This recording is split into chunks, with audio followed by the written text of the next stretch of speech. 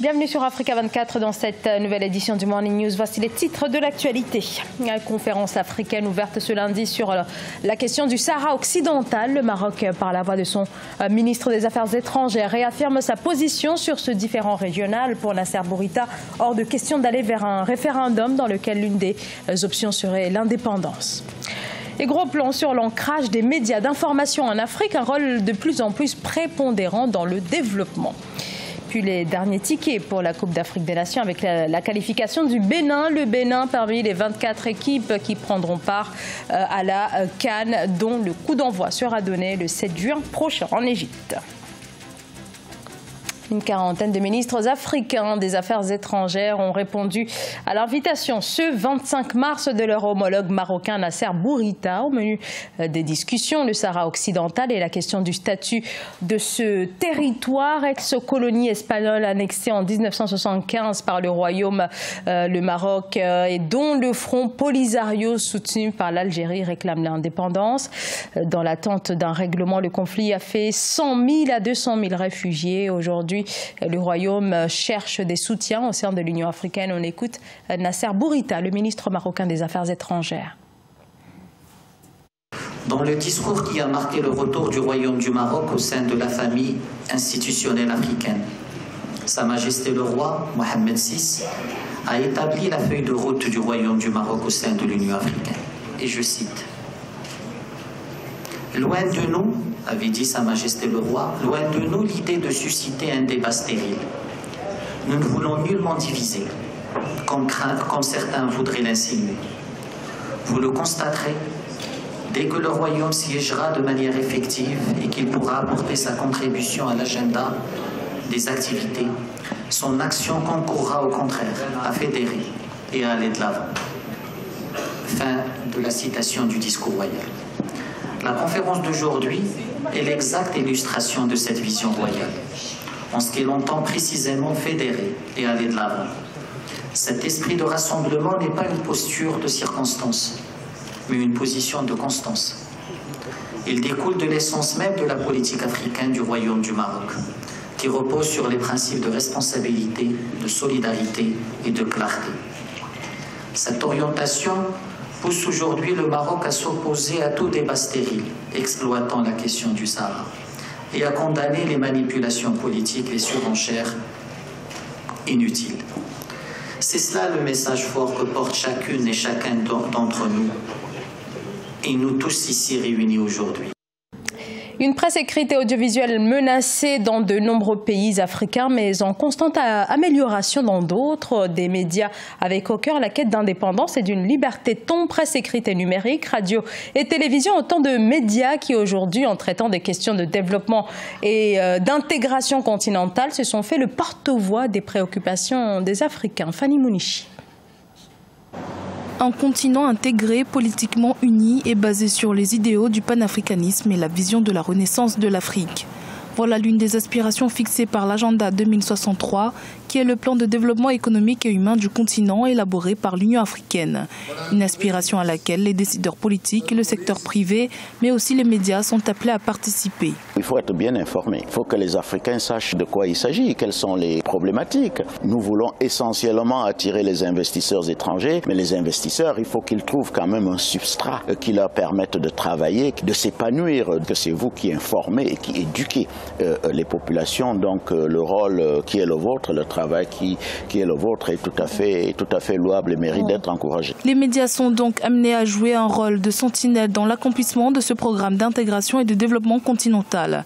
Une vision que partage Africa 24. En 10 ans d'existence, la chaîne s'est donné une orientation déterminante au service de l'Afrique. Longue vie, en tout cas à la chaîne, et je pense que c'est nécessaire d'avoir ce regard de l'Afrique sur elle-même. Le défi des médias, c'est à la fois de parler de cette Afrique globalement, mais en même temps, il ne faut pas, encore une fois, s'échapper des réalités. Et les réalités sont encore souvent locales. Tout le grand écart, c'est à la fois de considérer l'Afrique comme une entité globale et en même temps de pouvoir répondre à l'attente d'auditeurs, de lecteurs, etc., qui sont aussi préoccupés par des enjeux chez eux. Nouvelle étape dans le processus d'intégration africaine, la zone de libre-échange continentale. Adoptée en mars 2018 par l'Union africaine, l'accord doit être ratifié par 22 pays pour entrer en vigueur. Il devrait permettre de lever les derniers obstacles au commerce intra-africain. Puis les conclusions de la Commission économique des Nations Unies pour l'Afrique. Selon l'instance, le continent pourrait générer près de 100 milliards de dollars par an en adoptant de meilleures politiques fiscales qui feraient croître le PIB du continent de 4,6%. La CEA qui exhorte donc les États à améliorer les politiques en la matière avec des mesures sur le plan de la numérisation des administrations fiscales et dans l'harmonisation de la politique fiscale également. Il manque à la zone de libre-échange continentale africaine une ratification pour déclencher le seuil pour son entrée en vigueur. La ZLEC, véritable serpent de mer depuis des décennies, mais qui n'est toujours pas opérationnel malgré la signature l'an dernier de l'accord visant à créer ce marché commun, vaste marché de plus d'1 milliard d'habitants, une zone de libre-échange censée développer le commerce intra-africain. Reportage Fraternanda Kaisienga. L'accord sur la zone de libre-échange continentale a été lancé à Kigali au Rwanda le 21 mars 2018. Le document historique avait été signé par 44 chefs d'État et de gouvernement africains sur 50 qui étaient présents. Les dirigeants africains s'étaient ensuite donné une année pour assembler des signatures nécessaires pour la mise en œuvre de cet accord. Quelques jours après la date butoir, quelques pays peinent encore à se décider. Le problème n'est pas la ratification ou des signatures si l'on se base sur les expériences passées. Par exemple, pour la communauté de l'Afrique de l'Est, le plus difficile n'a pas été la ratification du document l'établissant, mais dans sa mise en œuvre. Donc, le seul problème que nous avons, c'est que les aspirations des Africains ne riment pas avec la volonté politique et les discours des dirigeants.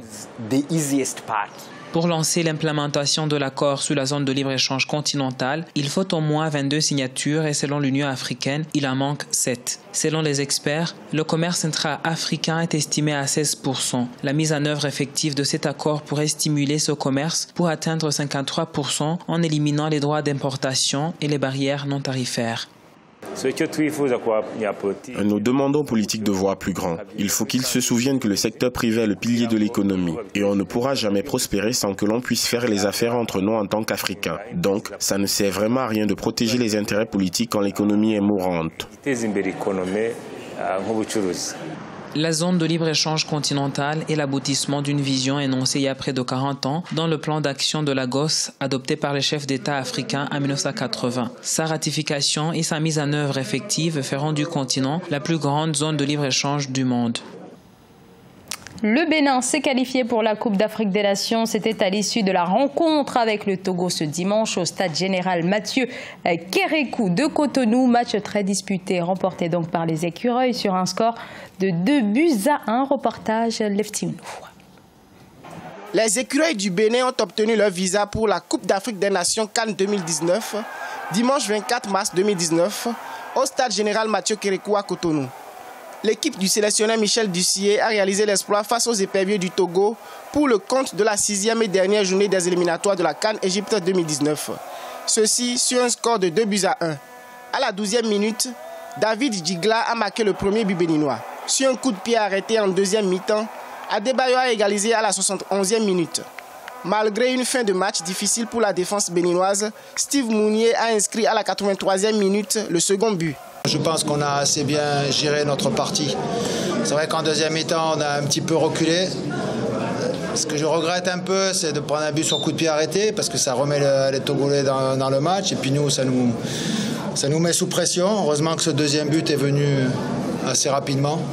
Les Togolais se sont affirmés au cours de cette rencontre sous la houlette du capitaine Adebayo très combatif. Avec 58% de possession de balles, ils ont néanmoins manqué de nombreuses occasions de but en deuxième mi-temps. On savait que ça se jouerait sur des petits détails, qu'on aurait probablement la main mise souvent sur le jeu, mais qu'il faudrait qu'on soit très dangereux dans les 30 derniers mètres, ce qu'on n'a pas encore été assez percutant et performant. Mais moi, je tiens à donner un grand coup de chapeau à mes joueurs, ils n'ont jamais abandonné, même à 2-1. Le Bénin a validé sa qualification pour la CAN Égypte 2019 en terminant deuxième du groupe D derrière l'Algérie. C'est la 4e qualification du Bénin à la CAN après sa participation en 2004 en Tunisie, 2008 au Ghana et 2010 en Angola. Ce journal a été réalisé par l'ensemble de la rédaction. Merci de votre fidélité. Dans un instant, une nouvelle édition de l'actualité sur Africa 24.